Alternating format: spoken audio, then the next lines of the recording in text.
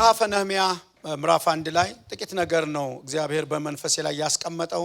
እሱን ነገር ነው ለመናገር መሞክረው። ስለ ተሐድሶ ወይም ተሐድሶን ስለማምጣት ትንሽ እንደ ኮርኮር ለማድረግ እሱ ነው ልቤ ላይ የተቀመጠው። ፓስተር ኤርሚዬ እንዳያችሁ ከነገረኝ ጀምሮ እሱን ሐሳብ ነው ሳሰላስል የቆየሁት።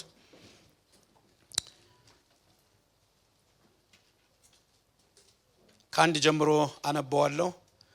የሐካልያ ልጅ የነህምያ ቃል በ20ኛው ዓመት በካሴል ወር እንዲሆነ እኔም በሱሳ ግንብ ሳለሁ ከወንድሞች አንዱ አናኒ ከእርሱም ጋር ሌሎች ሰዎች ከይሁዳ መጡ። እኔም የዳኑትን ከምርኮ የተረፉትን የአይሁድን ነገር የኢየሩሳሌምን ነገር ጠየቅኳቸው። እነርሱም በዚያ ስፍራ ታላቅ ያሉት ከምርኮ የተረፉት ቅሬታዎች በታላቅ መከራ ስድባሉ፣ የኢየሩሳሌምም ቅጥር ፈርሷል፣ በሮቿን በሳት ተቃጥለዋል አሉኝ። ይህንንም ቃል በሰማሁ ጊዜ ተቀምጬ አለቀስኩ። አያሌ ቀን አዝን ነበር። በሰማይ አምላክ ፊት ጾምና ጸልይ ነበር። እንዲህም አልኩ፣ አቤቱ የሰማይ አምላክ ሆይ ለሚወዱህና ትእዛዝህን ለሚያደርጉ ቃል ኪዳን ምሕረትን የምትጠብቅ ታላቅና የተፈራህ አምላክ ሆይ እኔ ባሪያህ ዛሬ በፊትህ ስለ ባሪያዎች ስለ እስራኤል ልጆች ሌሊትና ቀን የምጸልየውን ጸሎት ትሰማ ዘንድ ጆሮህ ያደምጥ ዘንድ ዓይኖችህም ይከፈቱ። በአንተ ላይ ያደረግነውን የእስራኤልን ልጆች ኃጢአት እናዘዝልሃለሁ። እኔና የአባቴ ቤት በድለናል፣ እኛም በአንተ ላይ እጅግ ክፉ ሰርተናል። ለባሪያህም ለሙሴ ያዘዝከውን ትእዛዝ ሥርዓት ሕግ አልጠበቅንም። አሁንም ብትተላለፉ በአሕዛብ መካከል እበትናቸዋለሁ። ወደ እኔ ብትመለሱ ግን ትእዛዜን ብትጠብቁ ብታደርጓትም ከእናንተ ሰዎች እስከ ሰማይ ዳርቻ ድረስ ምንም ቢበተኑ ከዚያ ሰበስባቸዋለሁ፣ ስሜም ይኖርበት ዘንድ ወደ መረጥኩት ስፍራ አመጣቸዋለሁ ብለህ ለባሪያህ ለሙሴ ያዘዝከውን ቃል እባክህ አስብ። እነዚህም በታላቅ ኃይልህና በብርቱ እጅህ በተቤዥካቸውም ባሪያዎችህና ሕዝብህ ናቸው። ጌታ ሆይ ጆሮህ የባሪያህን ጸሎት ስምህንም ይፈሩ ዘንድ የሚወዱትን የባሪያዎችን ጸሎት ያድምጥ። ዛሬም ለባሪያህ አከናውንለት፣ በዚህም ሰው ፊት ምሕረትን ስጠው። እኔም ለንጉሱ ጠጅ አሳላፊው ነበርኩ ይላል። ለቃሉ ክብር ይሁን። እስቲ አጨብጭበን ለእግዚአብሔር ቃል ክብር እንሰጣለን። እንግዲህ ስለ ተሐድሶ ለመናገር ትንሽ ነው የምፈልገው። ምናልባት ለኛም እንግዳ አይሆንብንም ያለው መንፈስ ስለምናቀው የተነሳንበትን ነገር ግን ስለ ተሐድሶ ስናስብ ማሰብ ያለብን የመጀመሪያው ነገር ተሐድሶ ማምጣት ማለት ወይም ደግሞ መታደስ ማለት ነገሮችን ወደ ነበሩበት ስፍራ መመለስ ነው። ባክ ቱ ዘ ኦሪጂን፣ ወደ ትክክለኛው ነገር እና አንዳንድ ጊዜ ጠላት ከሚጠቀምባቸው መንገዶች አንዱ ነገሮችን ሙሉ ለሙሉ አያፈርሳቸውም፣ ነገር ግን ትንሽ እንዲዛቡ ወይም ሚዛናቸውን እንዲስቱ ያጣምማል እና እግዚአብሔር ደግሞ ነገሮችን ወደ ቦታቸው ይመልሳቸዋል። እና ነገሮች ወደ ቦታ የመመለስ ነው ዛሬ የምናደርገው። መጸልይላችሁ እሱን ነው። ወደ ቦታው ምናልባት ብዙ ነገሮች እንደው ያንኑ ያመጣሉ ብለን ባናስብም ወደ ስፍራቸው መመለስ መቻል አለባቸው። መንፈሳዊነት አቅጣጫ አለው፣ መስመር አለው፣ ቦታ አለው እና እነሱን ላይኖቹን መጠበቅ መቻል አለብን። እና ይሄ ሰው በጣም የሚገርም ሰው ነው ነህምያ። የኢየሩሳሌም ቅጥር ፈርሷል። ያንን መልሶ ለመስራት ለመገንባት ወይም ወደ ነበረበት ለመመለስ የወሰዳቸው እርምጃዎች በጣም ወሳኝ ናቸው። እኔ በጣም የማተኩረው ግብአቶቹ ላይ ነው። ተሐድሶ ለማምጣት የሚያስፈልጉ ወሳኝ ግብአቶች ላይ ነው ማውራት የምፈልገው። ግን ስለ ነህምያ ስናስብ በመጀመሪያው ምርኮ የመጣ የነበረ ሰው ነው። አሁን ደግሞ በሁለተኛው ምርኮ ተማርከው ከመጡት ውስጥ አናኒ የሚባለውን ወንድሙን አንዱን ስለ ኢየሩሳሌም ይጠይቀዋል። የአባቶቼ ከተማ እንዴት ናት? ኢየሩሳሌም እንዴት ናት? ህዝቡስ እንዴት ነው? ከተማው እንዴት ነው? ያለው አትሞስፌር ምን ይመስላል አለው። እሱ በእርግጥ በመጀመሪያው ቢመጣም ጥሩ ፖዚሽን ነው ያለው፣ ጥሩ ቦታ ላይ ነው ያለው። መጨረሻ እንዳያችሁት የንጉሱ ጠጅ አሳላፊ ነበርኩ ይላል። ይሄ ማለት በጣም ዝም ብሎ የተናቀ ቦታ ሳይሆን በቤተ መንግስት የንጉሱን ህይወት የሚቆጣጠር ወይም ደግሞ በሱ በኩል አልፎ ነው ማለት የሚቀመሰውም የሚጠጣውም የሚበላውም ነገር ዋና የደህንነት ሰው ነው። ትልቅ ፖዚሽን ላይ ነው ያለው፣ ትልቅ ተከፋይ ነው። ስለዚህ ፕሬዝ ጋድ እያለ መኖር የሚችልበት ቦታ ነው። ነገር ግን ከዛ ያለፈ ልብ አለው ነህምያ። እግዚአብሔር ዛሬ የሆነ ሸክም ይጭነናል። እውነቴን ነው የምላችሁ። እስቲ አጨብጭባችሁ አሜን አሜን አሜን አሜን አሜን አሜን። እግዚአብሔር ሰምቲንግ ዛሬ በልባችን ያስቀምጣል። ከምቾቶቻችን ያለፈ ነገር ይከትብናል። ከስራዎቻችን ያለፈ፣ ከገንዘቦቻችን ያለፈ፣ ከእውቀታችን ያለፈ ስለ ትውልድ የሆነ ለትውልድ የሚተርፍ ነገር እግዚአብሔር ያስቀምጣል ብዬ አምናለሁ። እና ይሄ ሰው በጣም የተሳካለት ሰው ነው። በስጋ ካየን ምንም በምርኮ መጥቶ ሰው ሀገር ቢሆንም በትልቅ ፖዚሽን ላይ የሚሰራ ሰው ነው። ነገር ግን አንድ ደግሞ ትልቅ መቃጠል በውስጡ አለና ልክ ሲያያቸው እንዴት ናት ከተማዋ? እንዴት ነው ህዝቡ? እንዴት ነው ኑሮ? እንዴት ነው ትውልዱ ሲል ኃይለኛ መልስ መለሰለት። ፈርሳለች። ከምርኮም የተረፈው ህዝብ በታላቅ መከራ ጥቃትና ስቃይ ውስጥ ነው ያለው ብሎ ነገረው። ፈራርሷል የአባቶቻችን ከተማ፣ ያ እግዚአብሔር ያልፍበት የነበረው ነገር በሙሉ ፈርሷል የሚል ድምጽ ሲሰማ ይሄንንም ቃል በሰማው ጊዜ ተቀምጬ አለቀስኩ አለ። ሸክም ገባበት። እንዴት እንደማስቀምጥ ባላቀም እግዚአብሔር ዛሬ በስራው የሚነድፋቸው ሰዎች አሉ። አሜን ወገኖች፣ ውስጣችሁ ላይ የሚገባ የሚጫር ነገር እንዳለ አምናለሁ። ዛሬ በጣም ጸልየን የመጣሁት አምላኬን ለምኘው። እንዴት ሰው የሆነ ነገር ሰምቶ እንዴት በአንድ ጊዜ ሐዘን ይመታዋል? እንዴት የሆነ መረጃ ተቀብሎ እንዴት ለሐዘን ሊዳረግ ይችላል? አያሌ ቀን ማልቀስ ብቻ አይደለም፣ በሰማይ አምላክ በእግዚአብሔር ፊት ጾምና ጸልይ ነበር። ሸክም ገባበትና ማልቀስ፣ መጾም፣ መጸለይ ጀመረ። ያለበት ቦታ ሳይሆን እሱ የሚገርመው የትውልዱ ጉዳይ ነው፣ የህዝቡ ጉዳይ ነው፣ የከተማይቱ መፍረስ ጉዳይ ነው። ስለዚህ የቅጥር መታደስ አለበት፣ መሰራት አለበት እና በልቡ ማብሰልሰል ጀመረ፣ መጸለይ ጀመረ፣ መጾም ጀመረ። የሚገርማችሁ ነገር ምናልባት በኋላ ግብአቶቹ ላይ ከምናያቸው ነገሮች አንዱና ዋነኛው እሱ ነው የሚሆነው። እነሱ ላይ ነው ፎከስ ማድረገው። ተሐድሶ ለማምጣት ምንድነው ማድረግ ያለብን ወገኖቼ? ምንድነው እንደው እስቲ ልጠይቃችሁ፣ እንደው አንድ ሰው ጎናቸው ያለውን እስቲ ጨብጣችሁ እንደው ምንድነው ውስጥ ያለው ሸክም በሉት። ምንድነው እንደው ዝም ብለን ለመመርመሪያ ምን ይሆን? ምን አሸክሞናል እግዚአብሔር? ምን አለ በውስጣችን? ጨጓራ፣ ኩላሊት ምናምን ብቻ ነው ያለው? እግዚአብሔር ምን አስቀምጧል? ምንድነው የሚበላችሁ ነገር? ውስጣችሁን የሆነ የተቀመጠ ነገር አለ? ስለ ትውልድ ግድ የሚላችሁ ነገር አለ? ስለሚጠፉ ግድ የሚላችሁ ነገር አለ? ስለፈረሰ ነገር እንደፈረሰ ይቅር ነው የሚባለው ወይስ እንዲሰራ ወይስ እንዲመለስ? በቃ የተበላሸ ነገር፣ መንገድ የሳተ ነገር፣ የጠፋ ነገር እንዲመለስ የምንወስደው እርምጃ አለ? ውስጣችን የሚብሰለሰል ነገር አለ? የሚቃጠል ነገር አለ? ምንድነው ውስጣችሁ ላይ ያለው? ከሌለ ዛሬ ከምንሰማው ነገር የተነሳ እግዚአብሔር ያስቀምጣል። እንደ ነህምያ የትውልድ ሸክም ይዘን እንወጣለን። ይሄ ተራ ህዝብ አይደለም። ቅድም ሲጸለይ ነበር። ይሄ ነው ነህምያ ልብ ውስጥ የገባው። ከዛ በኋላ የመጀመሪያ የወሰደው እርምጃ ሲጾም ሲጸልይ አንድ ቀን በንጉሱ ፊት እንደለመደው ስራውን ሊያደርግ ሲል ወገኖቼ ሆይ በፊቱ ላይ ይታወቅ ነበር። ምን ሆነሃል? ተጎሳቁልሃል አለው። እኔ እንደው መመርቃችሁ ዘመኔን ሙሉ እኔ እንዲጨርሰው እንፈልገው። ለነገሩ ከዚህ በኋላ አብቅቷል። ምንም የሚያጓጓኝም ነገር የለም። የእግዚአብሔር ነገር ይብላን ወገኖች። ቀጠል ሊያርጋችሁ የመንግስቱ ጉዳይ፣ የቤቱ ጉዳይ፣ የትውልድ ጉዳይ። እኛ ደግነቱ በጥሩ ጊዜ ነው የጠራን። ምንም ያፍላ ምናምን ናጊጥ ምንልበትን ጨረሰው በጾም ጸሎት። አሁን ምንም ቢመጣ ምንድነው ነው የምንለው ራሱ አይገባንም። በላው እንዴት ደስ ይላል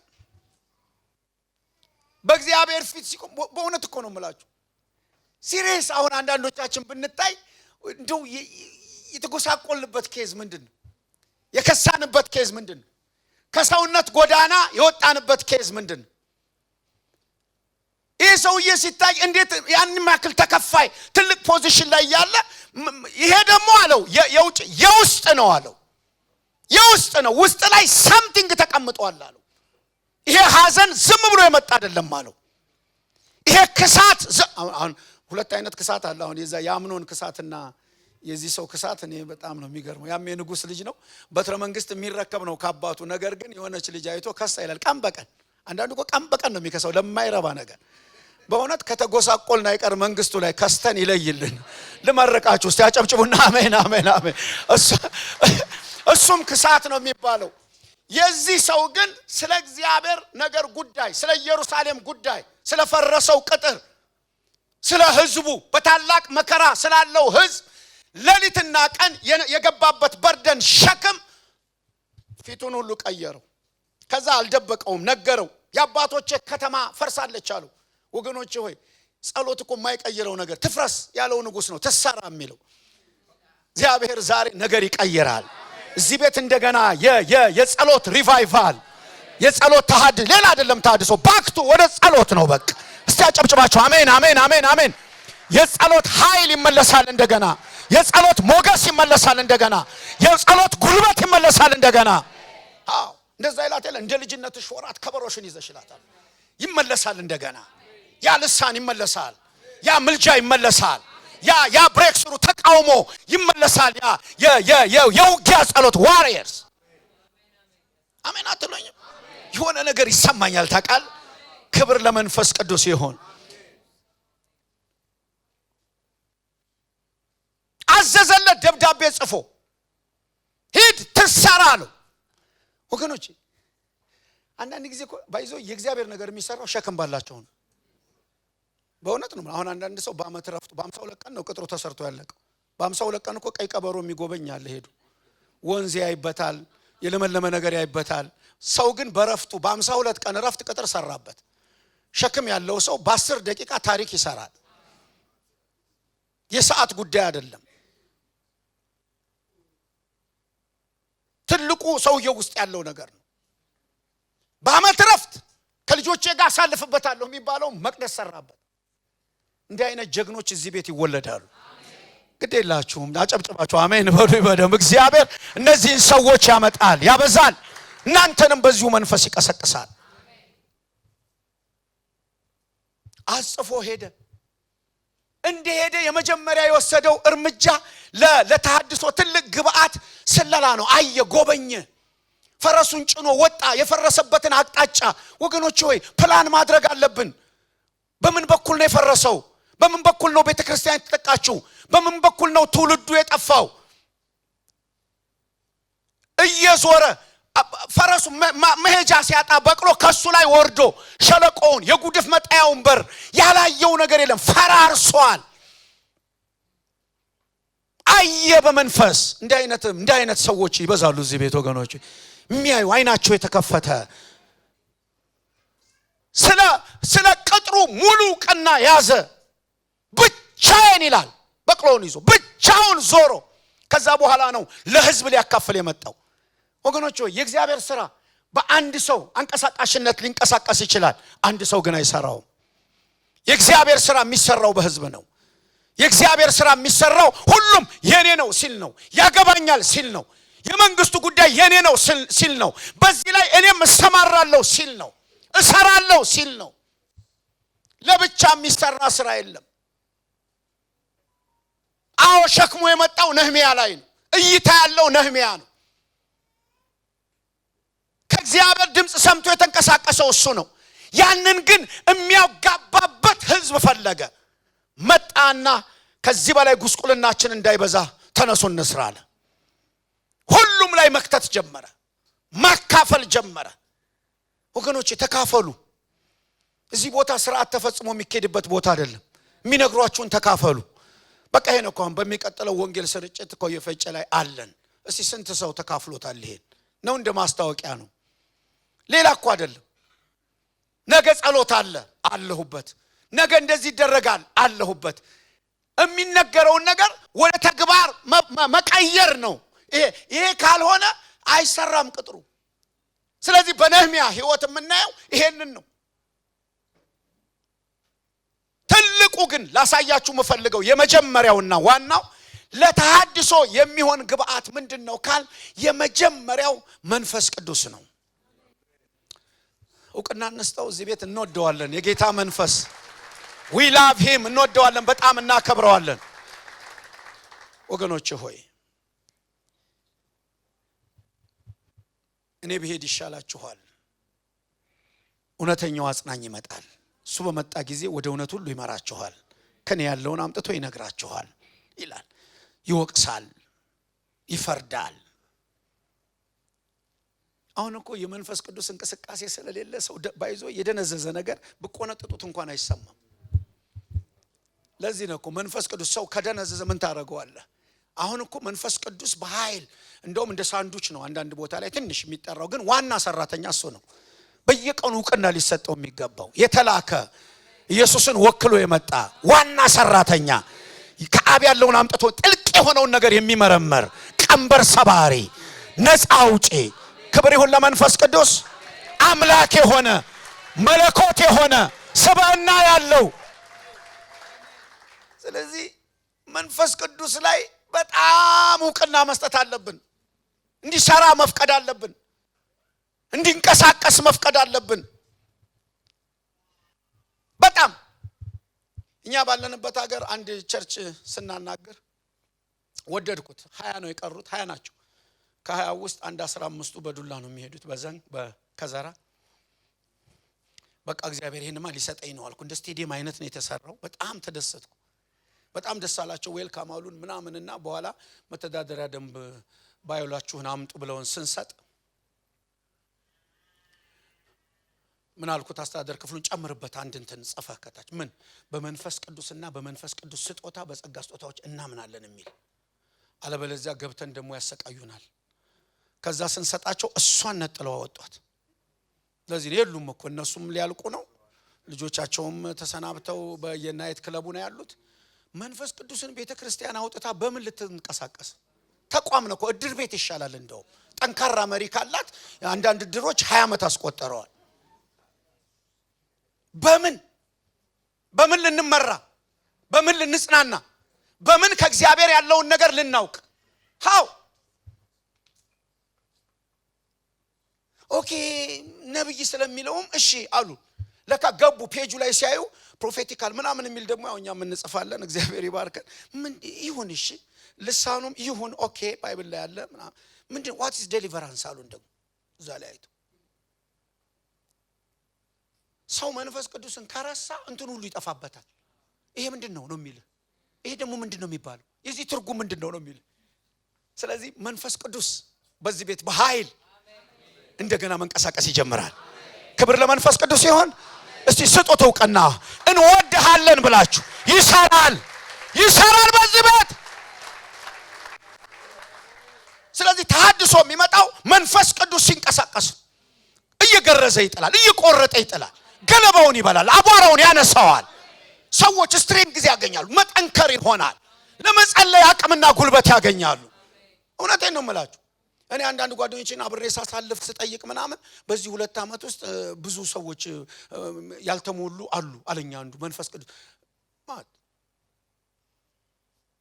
እስቲ እንደው በልሳን የማይጸልይ ያለ እዚህ ቤት የማይጸልይ እስቲ እጁን ያሳይ። ልሳን የማይናገር አውጡት። ምን ጌታን ተቀበሉ አይደለም ካላችሁ በልሳን እስቲ የማትጸልዩ ልጆቻችሁን አውጡ።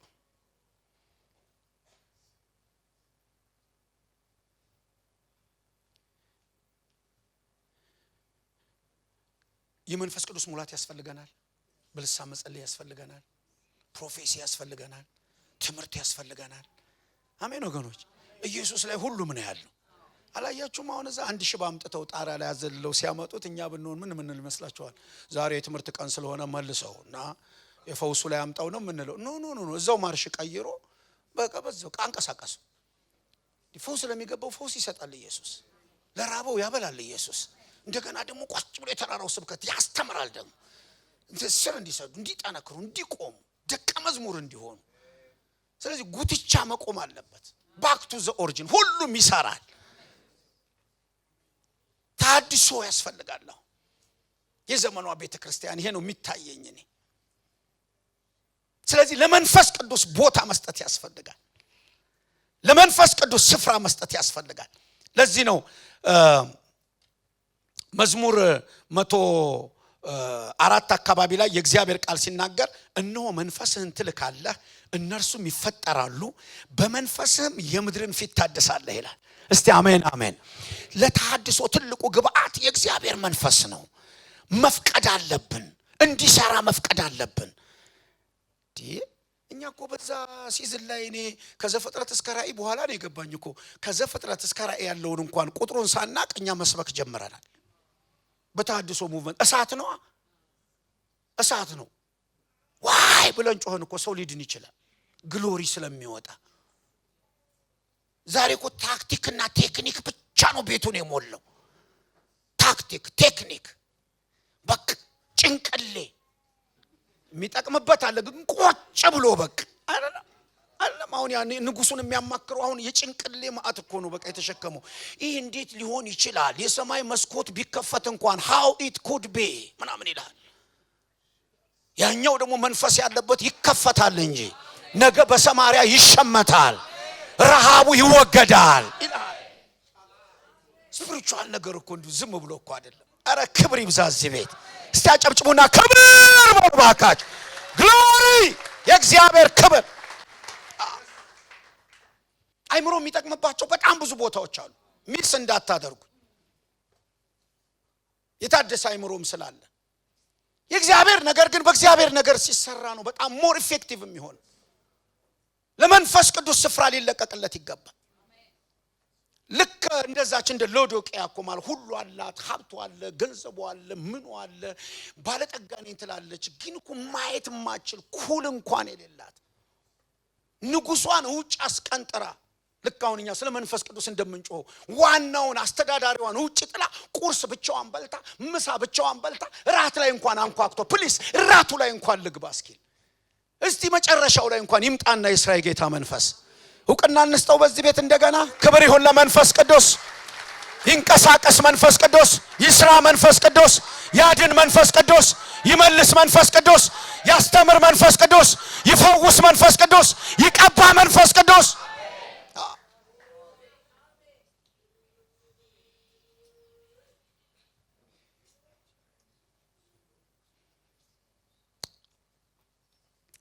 ሁለተኛው የእግዚአብሔር ቃል ነው።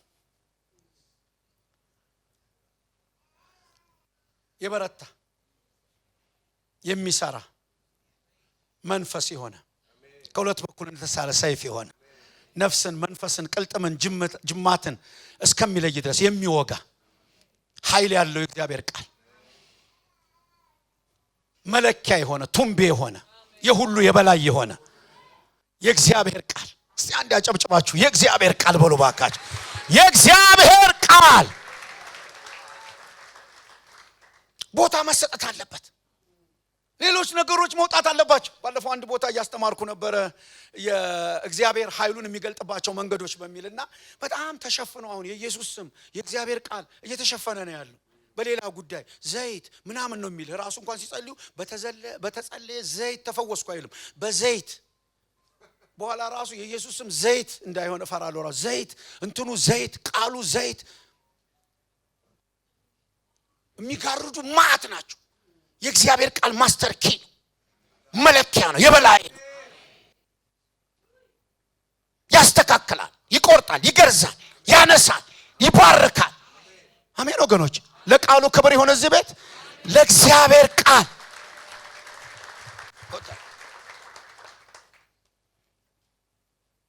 በጣም ሰፊ ነገር ነው። ጨምቄ ለዛሬ የምትሆነዋን ለመናገር ነው የፈለኩት። ለቃሉ ክብር ስጡ። ሁሉ ጊዜ ነው ኢትዮጵያ ላይ የሚኖሩ ኤክስትሪሚቲዎች ናቸው በጣም የሚገርምኝ። መጓተት ስራችን ማማጠን የሚባል እኔ ድሮ አንዱ መኪና መንዳት ያስጠላኝ የነበረው አሁን እንዲህ አይነት ዘመን ሊመጣ ትዝ ይላል። ያኛው የማርሹ እንትን ይሄ አመጣጠን ሲለኝ እግሬ ይንቀጠቀጣል። ይሄ ሲያስጠላኝ ጀምሬ አልጨርስም ብዬ ገብቼ እንደገና ቸርቼ የነበሩ ልጆች እንደገና ከፍለው መልሰው እነሱን ለማስተማር አፍራለሁ ብዬ ተመልሼ እንደገና እንትን አልኩ። አሁን ዛሬ እግዚአብሔር ይመስገን አመጣጠን የለም። እኔ ዝም ብለ ምን ነዳው መጣ። ምክንያቱም ያሰቃያል ማመጣጠን። ምኑ እግር አይሰራም ይለኛል። መጨረሻ እንትን አስተማሪ ሲቀየርልኝ ነው የለቀቀኝ። ግን አስተማሪው አንተ ራሱ ትችል የለ እንደ ሲለኝ አንተ ለቀቀኝ። ለካ የሚኮረኩም መንፈስ እግዚአብሔር ይምታው። ማመጣጠን ሄደን እዛ ጥግ ነው የምንሆነው ወይ ደግሞ ሄደን እዛ ነው የምንሄደው። ማንንም በቃ ቃሉን ተትቶ አንድ ሰሞን በቃ እግዚአብሔር ያኔ ትምህርት ነው ቲቺንግ ነው ደስ ይላል ማራለት ተተከላለህ። ደግሞ እንደገና ደግሞ ሌላ ሙቭ መጣ እና ፕሮፌሲው ምኑ ሲመጣ እሱ ደግሞ የጠፉትን አህዮች ምናምን ደግሞ በትምህርት አታገኙትም በመገለጥ ነው። እና ልክ ቷ ሲያደርጓቸው በቃ ዝም ብሎ ነው አሉ ደግሞ። እና ምን አለበት ሰብሰብ ብናርገውና እያንዳንዱ ለማነጽ ነው የተሰጠው፣ እያንዳንዱ ለጥቅም ነው የተሰጠው። በምንነሳበት ክፍል ተነስተን ነው መናገርም ማስተማርም መተንበይም ያለብን። ስለዚህ አሁን ደግሞ በቃ ቃሉን የሚገፋ ትዝ አይለውም ራሱ። እኔ ወደፊት ራእይ የሚለው እንዳይጠፋበት ነው። ልቋስ ስትለው ምንድነው ነው የሚል እና እንትኑም ሚዛኑን ጥሎ በቃ ድሮ ደግሞ ቀጥቅጦናል። አሁን ደስ ይላል። ሁሉ እየነዳ ነው፣ ሁሉ እየበላ ነው፣ ሁሉ እየለበሰ ነው። እኔ እንኳን ራሱ እናንተ ነው መጥቼ ቁልቁል ማየት አልችልም። በልጣችሁ የምንነዱት መኪና ራሱ ከየትም ዓለም ሰው ይምጣ እላይ ናችሁ፣ ከፍ አድርጓችሁ ገና ይባርካል እግዚአብሔር ምድሪቱ። ግን በቃ እንትን ማለት ማማጠን አለብን። እንዳልቀጥ ልጅ አንዳንድ ቦታ መስውን በቃ ሌላ የለም። የምር እዚህ ምድር ላይ ለመኖር ነው የሚፋፋቀው። ይመጣል እኮ ኢየሱስ አረሳውም፣ ይመጣል። እኔ ላስታውሳችሁ፣ ምናልባት ረስታ ይመጣል። እስቲ አንድ ያጨብጭባችሁ ይመጣል በሉስ። ኢየሱስ ይመጣል። እና እንትኑን ማማጠን ያስፈልጋል። ስለዚህ ለእግዚአብሔር ቃል ክብር መስጠት አለብን። አውቃለሁ እዚህ በደንብ የቲቺንግ ስፒሪት እንዳለ እንደው አብሬ ሐሳቡን ተናግሬ ለማለፍ ያክል ለቃሉ ክብር መስጠት፣ ለቃሉ ቦታ መስጠት።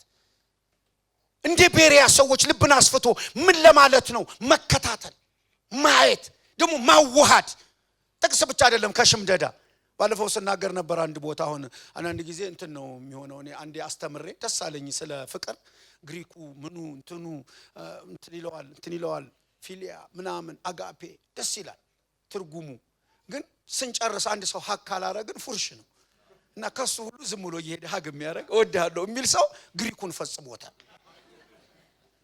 እና አንዳንዴ እንትን ዝም ብሎ ጭንቅላትን ማሳበጥ ሳይሆን ተግባር። ለዛ እኮ ነው ዳዊት ሲጸልይ አቤቱ እንደ ቃልህ ሕያው አድርገኝ፣ ሕያው አድርገኝ እንደዛው እንደ ቃልህ እንደመጣው። ስላልተዋሃደ አልጠቀማቸውም ነው የሚለው። መዋሃዱን ቼክ ማድረግ አለብን።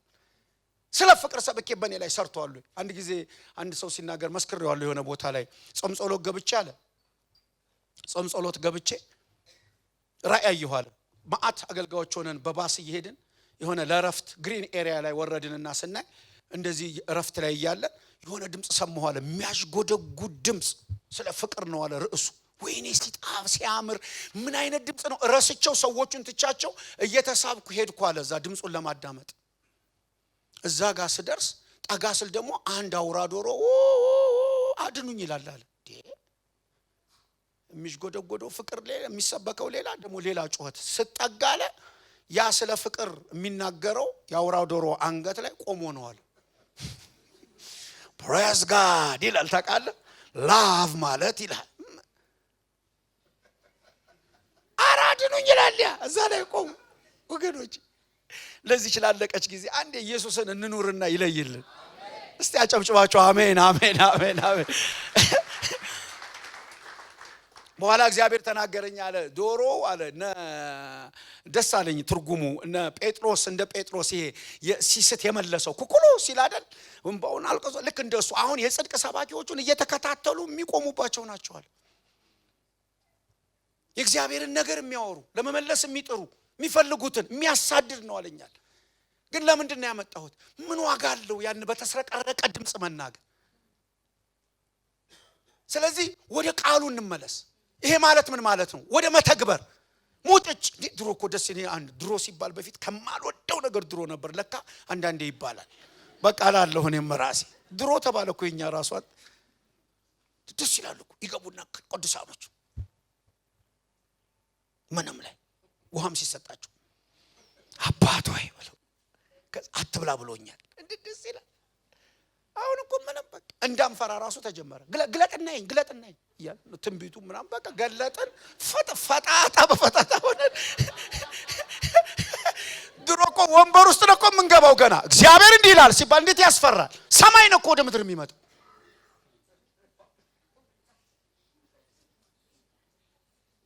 ባክ ቱ ዘ ኦሪጂን እንመለስ።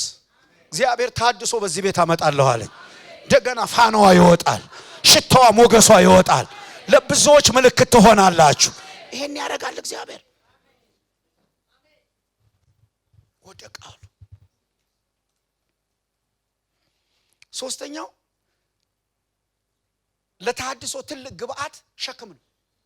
በርደን ሸክም ያለው ሰው ፓስተር አይገርምህም? ከተጀመረ ጀምሮ እዚያው የሚተጉ ሰዎች አይገርሙም? ሸክም ያላቸው ናቸው። አንዳንድ ሰዎች አይገርሟችሁም? አይቀንሱ ምን አይሉ። እኔ ጋር አሁን አንድ ዲያቆን አለ፣ አማኑ ይባላል። በቃ ማለት ዲያቆን ነው፣ ከፓስተር በላይ ነው የሚወደደው። እርግጠኛ ነኝ እኔ አሁን ጌታ ይረዳኛል እንጂ ከሱ ጋር በጋጭ ራሱ ከሱ ጋር ጉባኤው የሚቆም ነው የሚመስለኝ። እንዴት አይነት ሀምብል ዝም ብሎ ሲሰራ ነው የምታዩት። ሰዋይ እርዱኝ የለ ብቻ ተፍ ተፍ ተፍ ተፍ ተፍ ተፍ። አንድ ቀን እሱ ከጠፋ ሰው ሁሉ ራሱ እንትን ያደርጋል።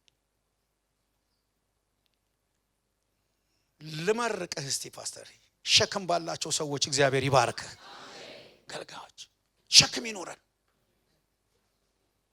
እሁድ ከመምጣት ባለፈ ሸክም ለዚህ ራእይ ለመንግስቱ ስራ ምንድነው ከኔ የሚጠበቀው? ምን ላርግ?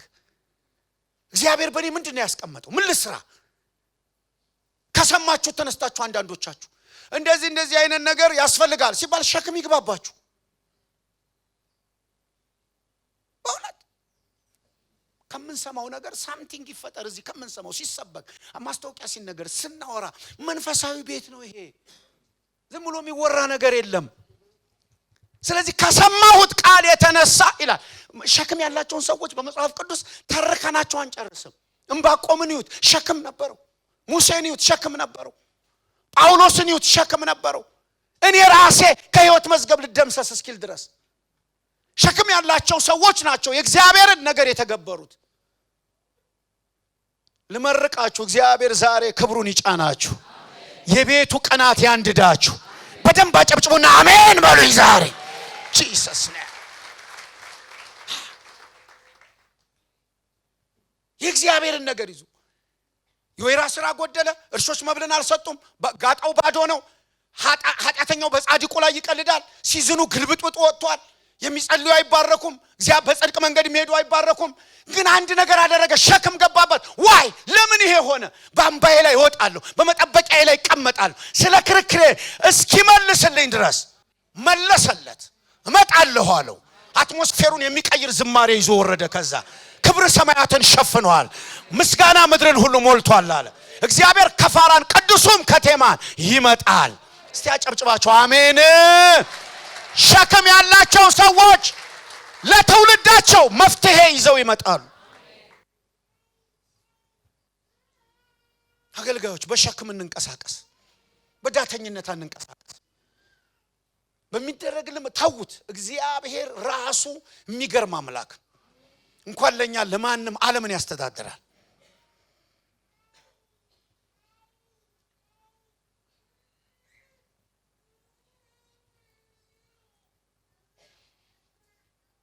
እነ መርዶክዮስ የትውልዱን ታሪክ የቀየሩ ሸክም ያላቸው ነበሩ። ያለመናወጥ በንጉሱ በር አስቴርን የሚቀይር አስተሳሰብ እስኪልክ ድረስ ሸክም ያለው ሰው በጊዜው ነገር አይደለልም። ወደ አስቴር እኮ መልእክተኛ ሲልክ እኮ ሱት ነው የላከችለት። እንደዚህ አይነት ይሄ ይገኛል እንዴ? ኧረ እኔ ሱት ለብሼ አልሞትም አላት። አሁን ሲዝኑ የሱት አይደል፣ መልሱልኝ፣ አዋጅ ወጥቷል እያልኩሽ ነው። ቸል ብትይ መዳን ከሌላ ስፍራ ይሆናል አላት። ሸክም ያለው ሰው የሚመጣው ገለባ አይሸውደውም፣ ቀድሞ የሚመጣው አረፋ አይሸውደውም። እስኪመለስለት ድረስ አዳነ ትውልዱን። እዚህ ቤት ነገር አለ። በደንብ አጨብጭቡና አሜን አሜን አሜን አሜን አሜን አሜን አሜን። የትውልድ ቁልፍ እዚህ ቤት አለ። የምድር ቁልፍ እዚህ ቤት አለ። ንቁ ወገኖች ሆይ፣ በሸክም እንንቀሳቀስ። ምንም ከሌላችሁ እግዚአብሔር ሆይ ግድ ይበለኝ እያላችሁ ስለ ቤት ግድ ይበለኝ ምን ላድርግ በሉት። ኑና መሪዎችን፣ አገልጋዮች ምን እንስራ፣ በምን ልቁም?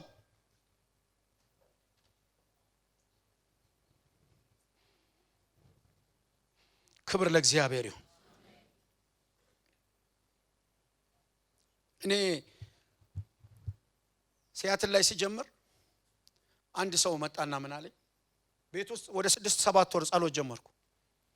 እችላለሁ፣ በጣም ያቆኛል። እዛ ከዛ ፊት እየሄድኩ ስለማገለግል ቸርች ገብቼ ከዛ በኋላ ጸጋዬን ያውቃሉ ልጀምር ነው ብዬ ገንጠልጠል አድርጌ መሄድ ይችላል። ወንጌል ንጽህና ይፈልጋል። ከዛ ገብቼ ጓዳ መጸለይ ጀመርኩ። ማላቃቸውን ሰዎች እያመጣ ጸሎት ላይ ያገናኛል። አንድ ልጅ ምን አለኝ፣ እኔ 12 ዓመቴ ነው እዚህ ከመጣሁ። በእርግጥ ብዙ ላረዳህ እችላለሁ፣ ግን ወንበሩን አገልጋይ ነበር እኮ ነው። ወንበር አስተካክልልሃለሁ። በቃ ጌታ ሌላ ድምጽ እንደውም አትፈልግ፣ እኔ እንዲህ ካልኩ ጌታ ካንተ ጋር ነው አለኝ። ሊፍት አፕ አረገኝ። ኤርሚያ ያውቋቸዋል የሐረር ቤተሰቦች በጣም የኔ አሁን የሰጠኝ ጌታ ቤተሰቦች የተወደዱ ቤተሰቦች። እነሱ ደግሞ መጡ። አንድ ቦታ ሳገለግል መጡና ምሳ ልጋብዝ ብሎኝ ከዛሬ ጀምሮ አብረንህ ነው የምንሰራው አለኝ። እኔ እኮ አልጀመርኩም አልኩት። አትጀምርም እንዴ አለኝ። እጀምራለሁ። በቃ ቤት አለ አልኩት። አዎ ታዲያ ለምን ጸሎት አንጀምር? በፈለከው ቀን። አርብ ቀን ተጀመረ። 7 ወር እዛ ተጸለየ። ከዛ በኋላ መውጣት ጀመረ። ሸክም ያላቸው ሰዎች ያበረቷቸዋል። አለሁ ከጎንህ ሲሏቸው በቃ እርግጠኛ ሆንኩ። ከዚህ በኋላ እዚህ ቤት ዝም ብሎ ዘምሮ የሚሄድ ሰው አይኖርም። ዝም ብሎ አስተዋጽኦ የሌለው ሰው የለም።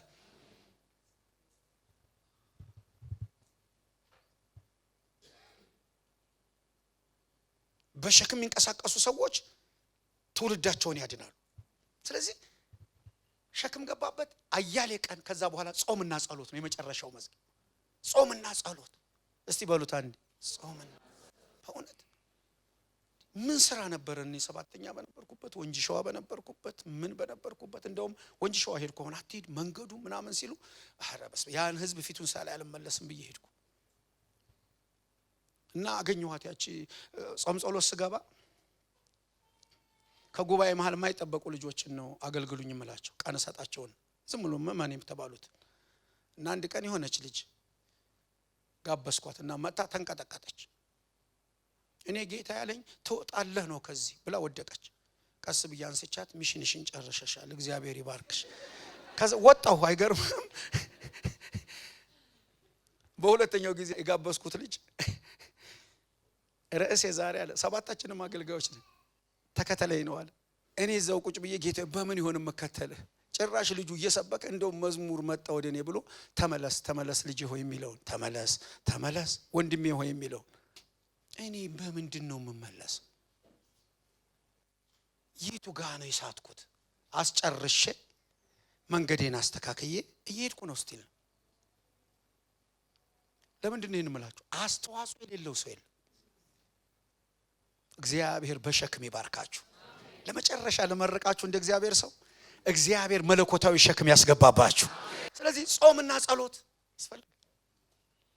ቀርቷል። ድሮ በቃ ነው መጾም ነው መጸለይ ነው መጾም ነው መጸለይ ነው መጾም ነው መጸለይ ነው። እግዚአብሔር ደግሞ ይመጣል ይመልሳል። አሁን እኮ የለም መቀርጠፍ ነው መብላት ነው። እግዚአብሔር ይመስገን የኛን ሁሉ ነው መበሉት ያልበላንበትን ዘመን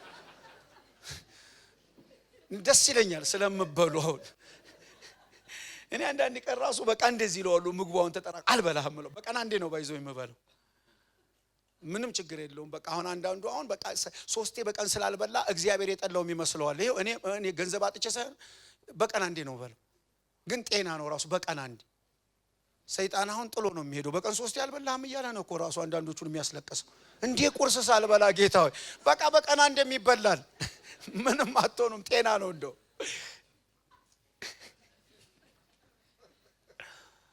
እና ጾምና ጸሎት የቀረበት ሲዝን ነው ያየሁት እኔ ወገኖች። ቀልድ አይደለም።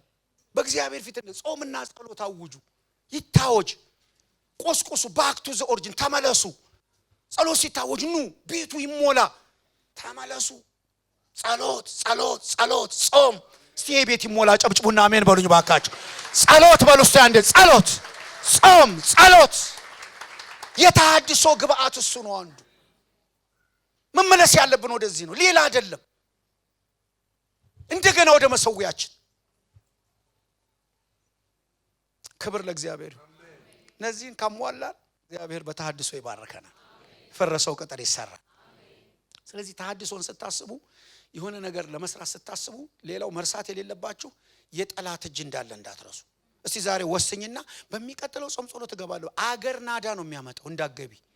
ይህን ማወቅ ያስፈልጋል። ለእስራኤል መልካምን ነገር የሚሻ ሰው እንደመጣ በሰሙ ጊዜ እነ ሰንባላጥ እነ ጦቢያ እነ አረባዊ ጌሴም ተበሳጩ ይላል። አሽዋፊ መንፈስ አሁን ያየሁት ፌዘኛ ቀልደኛ መንፈስ ሹፈት መጥተው እንዲሉታል አሁን የቀበሮ ያፈርሰዋል። ሰርተ ሞተሃል ዝም ብለሽ ስሪ አንቺ። ያንኳስሰዋል ይመጣና አገልግሎታችሁን፣ ራእያችሁን፣ ጥሪያችሁን፣ ስራችሁን፣ ኑሯችሁን፣ ህይወታችሁን፣ መንፈሳዊ አቅጣጫችሁን እያሳነሰ ሊያሳይ ይሞክራል። ቀጥሉ። የዛን ጊዜ የሰማይ አምላክ ያከናውንልናል እያላችሁ እኛም ተነስተን እንሰራለን እያላችሁ ታየዋለህ እያላችሁ እንኳን ቀበሮ ማንማ እግዚአብሔር የጸና ግንብ ነው እያልክ አጨብጭበህ አሜን በለኝ እባክህ። እንደሱ ነው። ይሄን ይግባችሁ። ሲመጣ ችላ እንዳትሉ እንጂ አላያችሁም? እንደ አይነት ሰው መጮህ ሲጀምር እኮ ዝም በል የሚለው የዳዊት ዝም በል ከልካያለ ገና ስታስጥቢ ዝግት ሰማያት በቃ ገና እንደተንበረከክ አዛክተ ሲጨርስ ጀምር እንደገና። እንቅልፍም ብዛው ከወሰደ ስትነቃ አትልቀቀው። አመሰግናለሁ እግዚአብሔር ጀምረው ይለቃል። ገና ጮህ ሲያሰማ ፈውሱ እንዳይመጣ፣ በረከቱ እንዳይመጣ፣ ድሉ እንዳይመጣ፣ እይታው እንዳይመለስ ምን አይነት ብሎክ እንዳረጋ አስቡ። እንዳታቆሙ ልላችሁ ነው። ስለዚህ የጠላትን ድርሻ በመሃል ወቁ። እግዚአብሔር ግን ጠላቶቻችሁን ድል ይነሳል። አሜን። የአምላክ እጅ ከናንተ ጋር እንዳለች ማሰብ።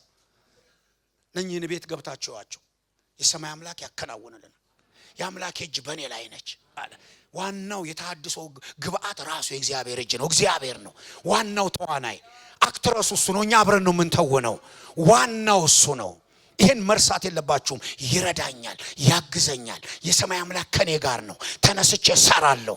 ይሄን ስንል እግዚአብሔር ቅጥሩን ሰርቶ ጨርሶ ያሳየናል። ከዛ ሁሉም በየክፍላቸው ሰሩ።